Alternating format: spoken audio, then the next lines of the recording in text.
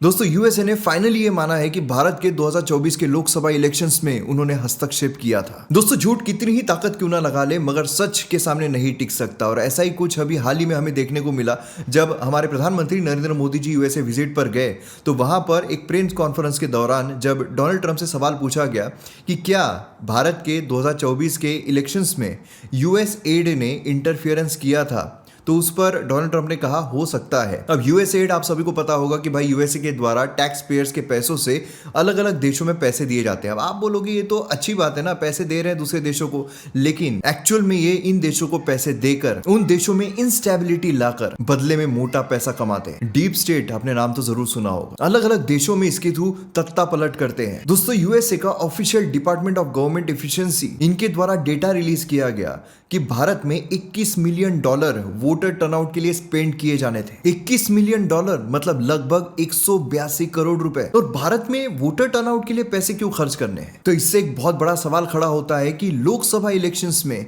कितने पैसे खर्च किए गए होंगे और किसका वोटर टर्नआउट बढ़ाने के लिए पैसे खर्च किए गए होंगे। हमारे डेमोक्रेटिक इलेक्शंस में किसी बाहरी देश का हाथ होना ये किसी नेशनल सिक्योरिटी थ्रेट से कम नहीं है। और ऑब्वियसली हमारे जो न्यूट्रल पत्रकार हैं वो इस पर बात नहीं करेंगे। जर्मनी में बैठे हुए हमारे प्यारे शिशुपाल एलॉन मस्क को मेंटली सिख बताकर इस चीज को नकार देंगे।